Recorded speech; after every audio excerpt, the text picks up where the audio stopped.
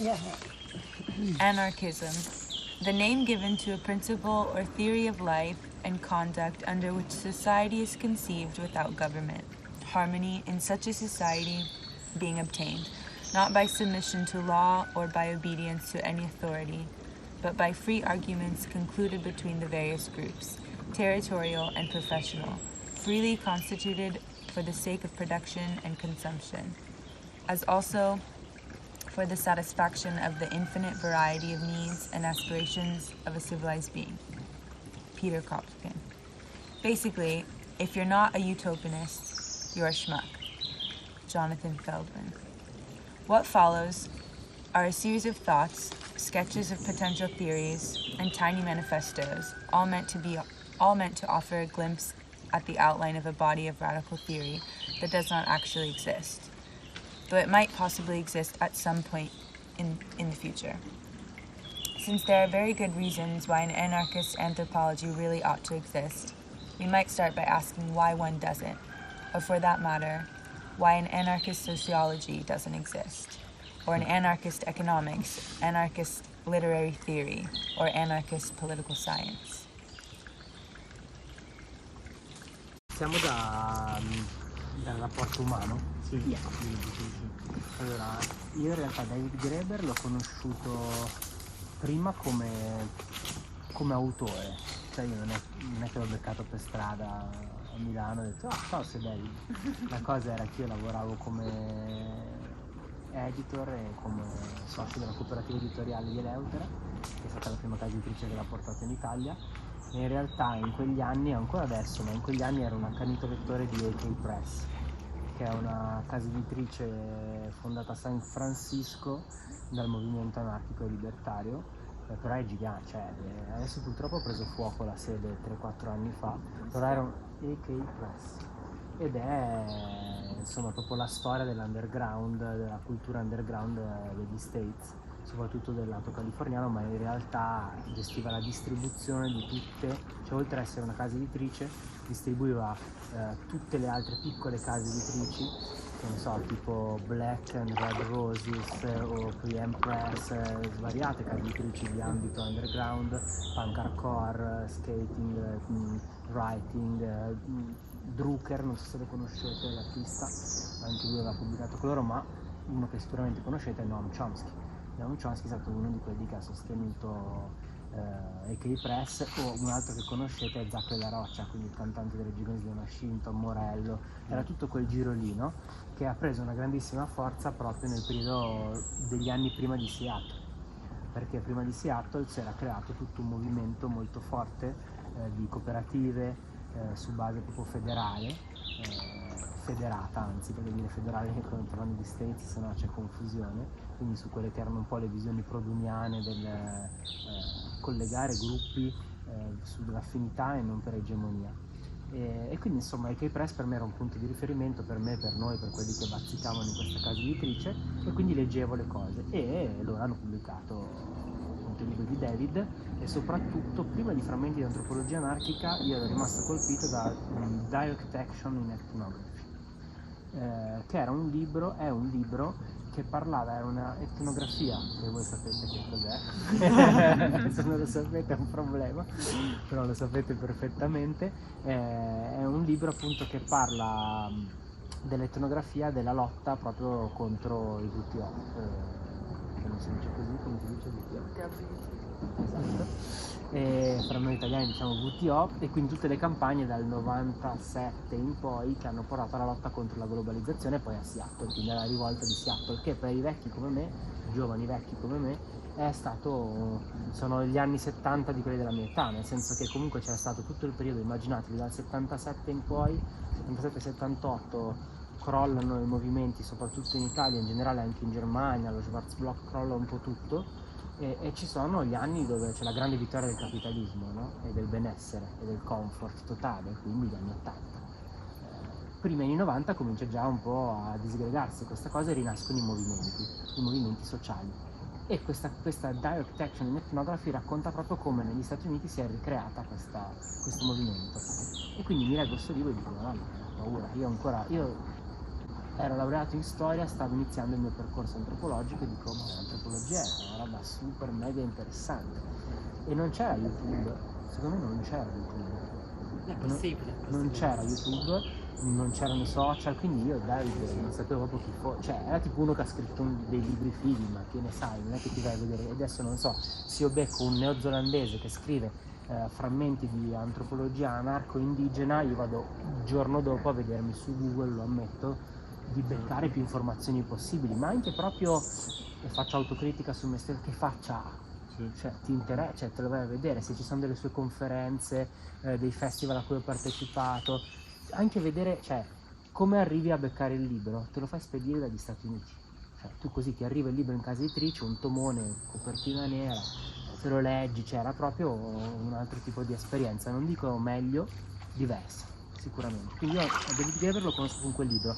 Poi scopriamo che Frammenti di antropologia anarchica aveva fatto un po' di casino, perché lui per Frammenti di antropologia anarchica era stato cacciato addirittura credo da Yale, o comunque cacciato dall'università dove insegnava, non mi ricordo se Yale o se era un'altra, mi sembra Yale, proprio per le tesi che portava avanti in questo libro. E quindi Eleutera come primo libro decide di pubblicare Frammenti di antropologia anarchica. Perché? Per un semplice motivo. Frammenti di antropologia anarchica, oltretutto voi avete un'edizione nuovissima che io non ho, non so cosa c'è dentro, probabilmente hanno aggiunto qualcosa, perché Frammenti di antropologia anarchica nella sua prima edizione è un libricino di 80 pagine in formato super piccolo e quindi era più facile produrlo, tradurlo e portarlo in Italia, mentre Direct Action e Ethnography sono 800 700 pagine, se non mi ricordo 600, comunque in un librone. 2006, quindi 2006 si pubblica Frammenti di antropologia anarchica.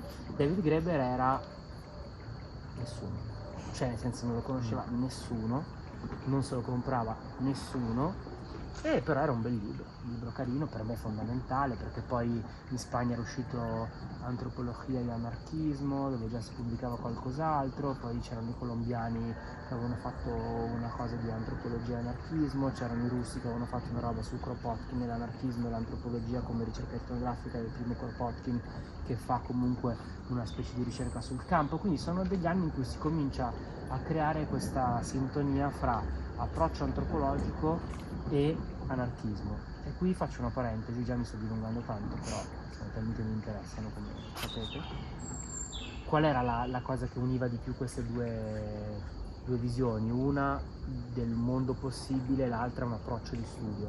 Il fatto che tendenzialmente l'antropologia e l'anarchismo hanno tante cose in comune, fra le quali svalicare i confini, proprio identitari anche, non avere gerarchie, quantomeno nell'approccio allo sguardo, e soprattutto cercare di sapersi mettere in prospettiva. Se ci pensate, la grande differenza fra l'anarchismo e il marxismo, banalizzando ovviamente, semplificando, poi se volete possiamo affrontare meglio questo discorso, però è che l'anarchismo non ha mai avuto la necessità di creare delle vere e proprie egemonie, dei partiti, a parte dei casi che ci sono, se volete ne parliamo, la guerra civile spagnola, quindi quando c'è stata la rivoluzione anarchica in Spagna nel 1936, uno dei ministri, oltretutto il ministro degli interni, era García Oliver, che era uno della federazione anarchica, però non era un partito. In Italia c'è stata l'idea di Enrico Malatesta di fondare il partito anarchico italiano, però sono cose che poi non hanno mai preso piede in realtà. E l'antropologia da questo punto di vista, essendo un po' una disciplina sfigata in senso positivo, perché non ha mai creato delle grandi egemonie accademiche, non si è mai creata, cioè gli stessi antropologi hanno decostruito il fatto da Boas in poi che l'antropologia fosse una scienza esatta, cioè rifiutavano questa definizione, che è il bello secondo me di questa disciplina, e soprattutto l'antropologia è stata una di quelle discipline che, come sapete, nasce su spinta coloniale ma che poi ha saputo criticare le sue stesse origini e utilizzare proprio l'approccio antropologico per attaccare il colonialismo. Cosa interessante dal mio punto di vista, è che si avvicina chiaramente a una pratica libertaria. Quindi, tornando a David Graeber, esce Frammenti di antropologia anarchica, ma non se lo paga nessuno. Cioè, stiamo parlando di un libro che i primi anni, dal 2006 al... vediamo, ve lo dico, dal 2006 al... questo quando esce? Al 2012 avrà venduto 600 copie. quindi l'hanno comprato i miei amici, praticamente gli amici degli altri della casa editrice, neanche gli anarchici, cioè, perché gli anarchici non cazzo ce ne frega dell'antropologia, gli antropologi dicono che cazzo ce ne frega dell'anarchismo, era ancora quella la situazione, quindi lo compravano proprio i pochi interessati. Quindi all'inizio David Graeber non è un fenomeno né editoriale né politico né antropologico dal punto di vista dell'emanazione, chiaramente lo è perché quello che ha scritto è estremamente interessante. In più viene cacciato dall'università. Fatto sta, e ve la faccio breve, che così arriviamo al mio incontro con David dal punto di vista anche personale. A un certo punto, come ben sapete, si creano 2012-2011 i movimenti Occupy, e c'è Occupy Wall Street. E David Graeber, anche se lui ha rifiutato sempre questa sua identificazione che gli veniva data dalla stampa, era il leader di Occupy Wall Street. Chiaramente per un anarchico come David Graeber essere chiamato il leader era proprio fastidioso, però questa cosa qua lo rende noto, cioè lui di botto, da che era uno che veniva pubblicato da piccole case editrici anarchiche, forse neanche tante, 3-4 nel mondo, lui di botto scrive Il debito in quegli anni, Il debito i primi 5.000 anni, e viene pubblicato, che ne so, in 12 lingue, fa tournée che lo portano a parlare in Siria, in Egitto, in Italia, a Copenaghen, a Berlino, esce Il debito e in 2 settimane in Germania vende 45.000 copie, cioè lui di botto è su tutti i giornali. Ma scusa per l'ignoranza, ma lui lo era davvero in qualche modo il leader? No, assolutamente no, lui era chiaramente, cioè era una voce importante. Era una voce importante. Comunque. Scusami? Era coinvolto, cioè Lui era dentro la lotta. sì. E chiaramente quando tu fai una lotta di un certo tipo e hai svariate persone che sono degli ottimi portavoce, sono in realtà dei leader senza potere. Quindi lui era in effetti secondo me dire la parola leader, poi non so, forse tu ci puoi aiutare di più, almeno io parlo da ignorante. Leader io lo tradurrei come capo. Sì. Quindi Capo no, e secondo me è boss. sbagliato. Era più è più portavoce. boss però forse. Leader sì, perché era un leader sia a livello pratico ma anche con il suo pensiero anche. Quindi io direi leader, sì, di un movimento, cioè non c'è una parola. Tipo una guida. Però se voi avete Guide. letto frammenti di antropologia anarchica, avete letto altre cose di Graeber, cioè capite bene che è difficile pensare che lui potesse essere una guida. No. Cioè lui era uno che aveva teorizzato delle cose molto interessanti e che poi vengono prese dai movimenti di Occupy Wall Street. E quindi chiaramente viene ringraziato, ma non prendono solo da lui, perché all'interno di quel movimento c'era una marea di figure interessantissime del movimento femminista, queer, anarchico chiaramente, anche perché poi sicuramente Occupy Wall Street e tutte le emanazioni, soprattutto a Portland, a San Francisco, Oakland, proprio per la funzione anche di AK Press che vi dicevo prima, era molto forte l'impronta libertaria. In Italia una cosa del genere sarebbe subito di impronta marxista, perché sono egemoni nei movimenti. Pensate alla Valsusa anche, no? Ma non è anche ripeto, poi posso dirvi come la penso io, ma in questo caso stiamo proprio facendo una specie di etnografia veloce, no? Cioè è un dato di fatto. In Italia l'impronta egemone sui movimenti c'era il marxismo, negli Stati Uniti assolutamente no, per ovvi motivi che sappiamo come fa a essere egemone il marxismo negli Stati Uniti, è difficilissimo che lo possa essere, mentre ha fatto molto più breccia l'anarchismo, addirittura c'è l'anarchismo di destra negli Stati Uniti, c'è anche in Europa, sta arrivando, però il movimento dei libertarians, Nozick, non so se l'avete mai letto, Anarchia è stata utopia, è molto interessante anche se per me è proprio il contrario di quello che io penso che pensa Graeber, è l'anarchismo di destra, cioè l'anarchismo come sia non è possibile. tipo- Sì, anche in Brasile. anche in Brasile, Non è tipo un chiaramente. controcenno. Esatto, una una roba- contraddizione in No, termini, invece no? tipo sembra, ma è una roba tipo che ha molta forza. anche. Anarcocapitalismo si chiama. Esatto. Come Esatto. cioè, E il simbolo è la anarco- bandiera con la cerchiata fatta col dollaro. sì. Però per capirli mi è piaciuto studiarli, Sì. perché tu devi Devi capire che conoscere. cosa pensano, no? Chiaro. Cioè sono dei liberal assoluti. Mhm. Esatto, come si... È il contrario esatto di quello che io o David Graeber pensiamo per anarchia, no? Cioè anarchia in critica della democrazia occidentale, libro che poi appunto così torniamo anche sulla cosa, un libro che ho curato io, che non esiste. Cioè Graeber non ha mai scritto critica alla democrazia occidentale, ma cosa ho fatto? Direct Action in etnography non lo potevamo tradurre, allora ho preso dei testi che mi piacevano di brutto, ho chiesto ai K-Press a David se era d'accordo che facessimo una curatela italiana, perché il pubblico italiano non lo conosceva e tutto ed era difficile vendere dei libri, gli ho detto facciamo un libricino di 130 pagine prendendo 2 saggi da quel libro, ho detto di sì, l'abbiamo fatto, ci hanno regalato i diritti gratis, e lui già era diventato molto più famoso di quello che era prima di Frammenti dell'antropologia anarchica. Facciamo questo libro, e in questo libro si parla di anarchia come la democrazia diretta, come l'anarchia come organizzazione, come dice Colin Ward, e soprattutto un'anarchia che crea delle norme di libertà. Le zone morte dell'immaginazione, sulla violenza, la burocrazia e il lavoro interpretativo. Questo saggio esplora alcuni ambiti della vita umana che mettono a disagio gli antropologi, ovvero quegli ambiti esistenziali resi possibili dalla violenza, che sono caratterizzati dalla rigidità, dalla cialtroneria, dalla smemoratezza e dalla totale stupidità. Per violenza non intendo qui quegli atti occasionali e spettacolari che ci vengono in mente non appena viene evocata questa parola, quanto piuttosto quelle forme noiose, monotone e onnipresenti di violenza strutturale che definiscono le condizioni stesse della nostra esistenza. Quelle minacce, più o meno velate, di uso della forza fisica, contenute nelle norme che determinano dove è possibile sedersi, stare in piedi, mangiare o bere nei parchi o negli altri spazi pubblici, fino a delle vere e proprie minacce, a delle intimidazioni fisiche o a delle aggressioni che puntellano l'imposizione di tacite norme di genere. E questo secondo me è un incipit bello potente, perché ci fa capire come tante piccole norme, tanti divieti strutturano l'impossibilità di immaginare la differenza.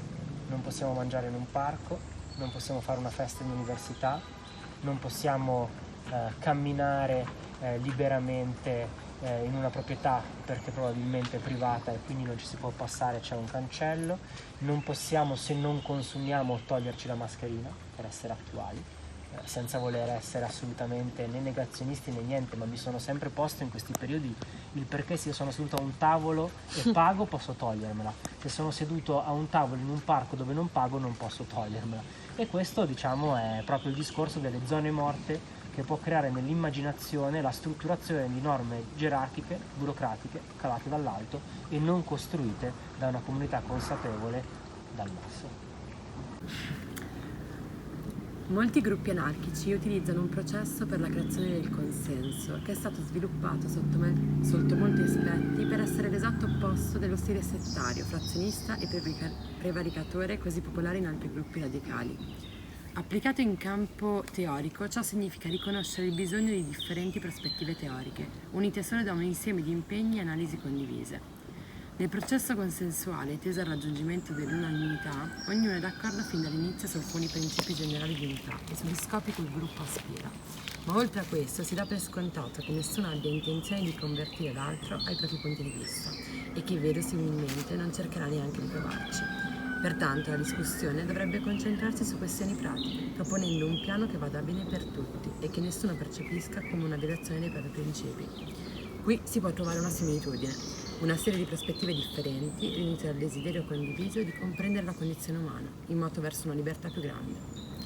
Più che basarsi sul bisogno di dimostrare l'erroneità delle credenze fondamentali degli altri, questa ipotesi cerca di trovare dei progetti su cui rinforzare vicendevolmente le proprie prospettive. Le teorie per molti aspetti non sono commensurabili, ma questo non significa che non esistano o che non si rinforzino l'una con l'altra. Così come il fatto che gli individui abbiano visioni del mondo uniche e non commensurabili non significa che non possano diventare amici o innamorarsi o lavorare su progetti comuni. Prima di Mauss si accettava l'ipotesi che le economie senza moneta o mercato operassero per mezzo del baratto e che sebbene cercassero di sviluppare un'attitudine mercantile, acquisire beni e servizi al costo più basso, arricchirsi quanto più possibile, non erano ancora riusciti a trovare una maniera abbastanza sofisticata per raggiungere i propri obiettivi. Mauss ha dimostrato che queste economie erano vere e proprie economie del dono, non si basavano sul calcolo ma sul rifiuto di calcolare. Si sviluppavano su un sistema etico che rifiutava consapevolmente i principi basilari dell'economia. Non è che non avessero ancora imparato a ricavare un profitto nella maniera più efficiente, ma consideravano offensiva l'idea che lo scopo di una transazione economica, almeno con qualcuno che non è un nemico, fosse quello di conseguire il più alto profitto.